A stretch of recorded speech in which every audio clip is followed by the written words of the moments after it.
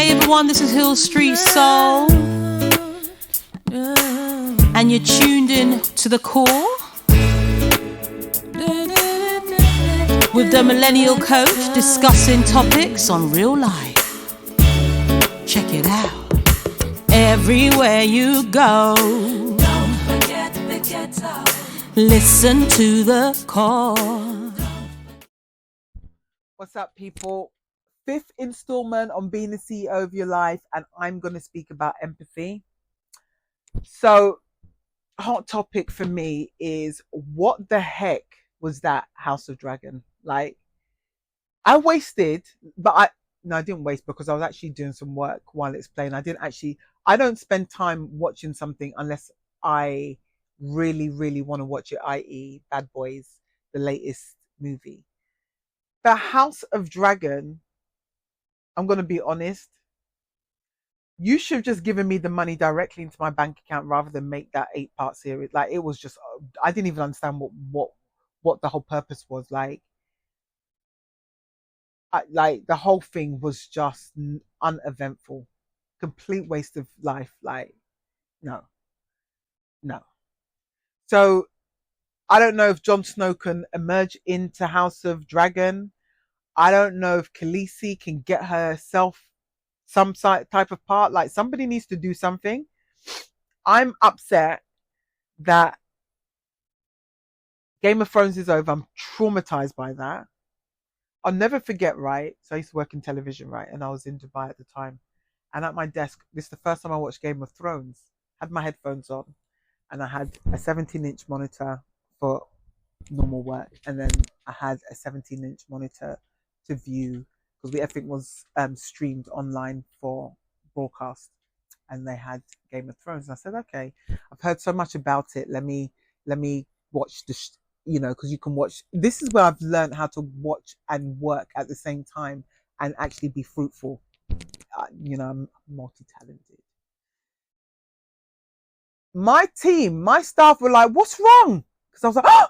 When they killed Sean Bean's whole family, I was like, these people are wicked. They're wicked. To me, honestly, House of Dragon,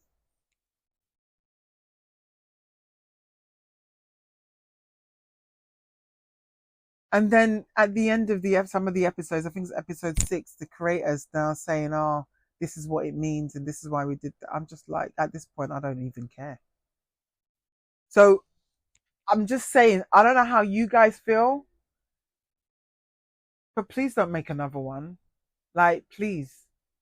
It's just a waste of life for people that actually really enjoy good storylines, like amazing storylines that keep you engaged. I was just trying to keep up with what was happening. Like, yeah, I have no clue what was going on this season. As you can hear, completely disappointed. Just actually traumatized. Not even just this, I'm traumatized actually. So I want a refund on my time. Okay. So let's get into today's topic, and it is empathy. Being a CEO of your life. Being empathetic is a really fundamental trait. I've got my laptop here, so please do not think that I'm just ignoring you. But one of the things with empathy is seeing things from someone else's perspective and knowing or trying to understand how they would feel. Now, one of the things that I tend to do well is I am an empath as a human being. But if I take an action, I actually think a lot about what I'm doing, the impact it will have. And I can tell you now that if you listen to the last video on choices, and I was talking about the experience I had with this chap in a conversation, I actually apologized to him because I didn't want to hurt. I said to me speaking about how, I've experienced your behavior wasn't to hurt you. at all. Like, that's just not who I am. And I apologized. I asked him for a hug because I said, look, I'm not that person. But he hugged me, but he did say something that I thought was quite spiteful. He said to me, oh, well, someone else has joined the team and everyone's really happy. And you're always, And I just thought, wow. Obviously, if this man ever watches this show, he'll probably deny it or doesn't remember or whatever, this gaslighting business. But I'm not interested. That's what he said.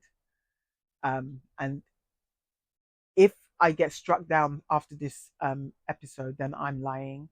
If I come back with another episode, then I'm telling the truth. So, empathy is important. And when people, and why I'm giving that scenario is because I made it clear that I didn't make a complaint. I just have some concerns. If you want to take it on yourself and turn it into a complaint and do the most, that's up to you. And the thing is, he was looking at me. I said, no, that's not what I did. I just think sometimes when people react a certain way, they're not being kind. And for me, kindness is such an important aspect of being a CEO of your life and CEO in general. I remember last year, I had to let go of a supplier I was working with. She's amazing, amazing girl. And she knew that I was frustrated. And I asked the question, are you using AI to create my videos? Because this is, you've got random information that makes no sense that you're telling me you've cut videos for this month. And I just thought, this is nonsense. And the guy that I work on my podcast with, he's in Texas. He's in Dallas, Texas. Dylan, what's up? He even said to me, that wasn't even answered in the email. But the thing that I will say, when you are working with people you pick, it's different if you're working with people that have been selected for you in the workplace, because you have no control over how they behave. They've been selected for certain reasons, so on and so forth. But when you work with people that you've chosen and you've realized that it's not working, I had to make a choice to terminate our relationship. And when I spoke to her, I said to her, look, I don't want to I really feel awful. And you know what she did? She was like, I completely understand and I agree with everything you've said, what you've experienced, and the value for it's just not been there. And I was like, oh my God, thank you. Because I don't honestly, if anyone feels bad about anything I've ever said, I genuinely apologize, because if it wasn't with intention to hurt you, then I know that I didn't do it from a place of malice. I may have just spoken, but the thing about human beings, they don't actually tell you. They don't come and talk to you. They don't say you've upset me. They don't say anything. They just pretend and then have an attitude with you. And I'm the kind of person, your attitude, I'm really not interested. I'm too old to be dealing with people. If you can't come and say someone asked me something, you've been quiet. I said yes, because I think you're quite disrespectful. And that's the response. And to be honest, I just don't have the energy anymore. So sometimes you have to be very, very, not even just empathetic to others, empathetic to yourself. If you're going to lead in your life, have some compassion for yourself. Be kind to yourself. And know that not everything you do is to hurt people. Now, when people try to come for me now, trust and believe whatever I say to you and if it's hurtful, it was on purpose, because you needed to hear that. People can't go around doing what they want and being horrible to people and expect you just to be, because I'm quite kind to people. I'm very kind to people. And I've noticed a lot of people try to disrespect me or talk to me a certain way, and then you're going to get not just the millennial coach, you're going to get the millennial coach. And I'm going to come for you in a way that you've never seen before. Because you can't approach me, who's been empathetic, with disrespect. That's just not going to happen. And I think a lot of the time when we're dealing with empathy, really, for me, it's to inspire others to be empathetic. And I had a client reach out to me. I coached her, I don't even know, 2016, like years ago. And she said, "Oh, we've got a budget and we want to, blah, blah, blah." I said to her, "Why did you reach out to me in particular?" She said, so we had a chat and she said to me, because what you taught me was to be kind. And I was like, wow, I don't remember. And she was going through a tough, like when I was coaching her, she was going through some personal stuff and a really tough time. And I just would not leave her side. Like I would always let her know I'm around. We can meet for coffee in between the sessions, and because I could see she needed support. And a lot of the time, what people do when you're going through a tough time and you may be acting out of character, people don't care enough to actually find out if you're all right. And so when people say, "Oh, I'm such a nice," not me personally, but if they volunteered information that they're a nice person, and I've seen that they're not, I will shut my mouth. I don't say anything. I'm thinking to myself, I think you're delusional. You're gaslighting yourself, even like you're mentally unstable. You know, there's a term I'm going to be using, and it refers to how my mum talks about people who do mad things. She says you're mental depressed. So when my mum says that's those gaslighting people, that means you're mental depressed. There's something not right up there, you know, because you can't claim to be empathetic when you're not very nice to people, or you're shocked someone's not nice to you. I have to be very honest with you lot. I've had some great experiences in my life. I've had free flight tickets. I've had taxi rides when people like, "You're really nice, I'm not going to charge you." I've had people like, I remember I went to the mechanic and I was like, "This is not working." He's like, "Oh, just they put oil in my car and then they gave me the oil." I've had people, I was at an event last couple of weeks ago, someone just like talking to me and just wanted to buy me my drink. Not saying that these things don't happen to people, but what I'm saying, I have so much great things happen to me that when something that is not nice that happens to me, I'm just like, "No, I need to sort my thoughts out," because it all starts from in here.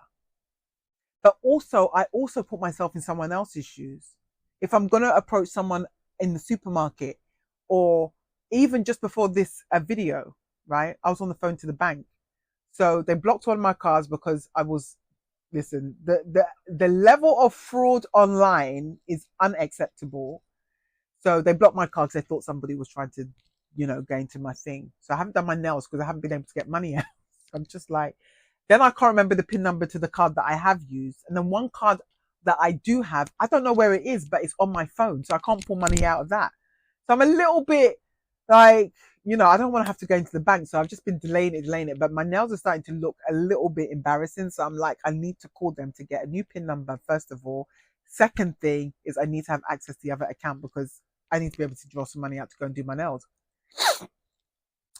But my point is, I spoke to the girl on the phone. I said, "How are you?" She said, "I'm all right." I said, "I hope you get out to go and, enjoy the sunshine." And she said, we started having a chit chat. We just started talking. And I think it's the second time I've had a really great conversation with someone from the bank. And then I started going to coaching mode for whatever reason. Sometimes spiritually, I can feel somebody needs, a pep talk. So the girl ended up, and this happens to me a lot. She started telling me some personal stuff. She said to me, you're the third person I'm telling. My partner knows, my manager knows, but I just found out I'm pregnant." And she said something, and I started talking about being insecure. And she said, "I am really insecure, and I get really offended when people talk about stuff." And I said, "Well, let me tell you where that stems from. That is your inner child. There's things unhealed within you that you are projecting on others when they're approaching you about stuff. And trust me when I say this, being empathetic is when you tell someone something, you're telling them something to help them, not to hurt them."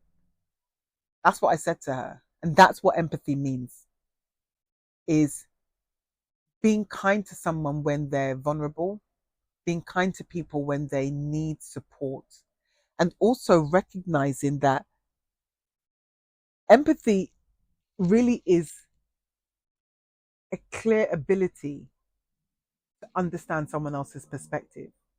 You can develop it, but as humans, if we tap into that love stream, I think it will cultivate your empathy very, very simply. But I think we're so disconnected with ourselves at the moment. There's so much going on in the world. There's so much things that people are experiencing. There's so much unfortunate circumstances that many people go through that you just stop being empathetic because you're already overwhelmed with your own experiences. And sometimes we do get compassion fatigue. So being the CEO of your life when it comes to empathy, ask yourself, who have I been empathetic to today? Literally. I am the Millennial Coach, and you've been locked into the mini version of the core, and we're situated in the lab. So I hope you've enjoyed today's show, and that was literally day 5 of our CEO section. Hope you enjoyed it. Love to hear your comments. As they say on YouTube, subscribe so you can spread the love of the channel and the conversation. And if you do want to catch up with me, you can email me at damillennialcoach@gmail.com. There's links below to all the episodes that I'm referring to that you can get the full length. And I have a lot of research in all of the shows. So you will get a full length. And you also get, if you listen to the party episodes, you will also get music. So if you like hip hop, you like Afro beats, you like pop, you like rock, I do it all. So yeah, I'm a woman that is actually quite multi-talented. So yeah, Shannon Sharp, holler at your girl. I'm the Millennial Coach. Peace.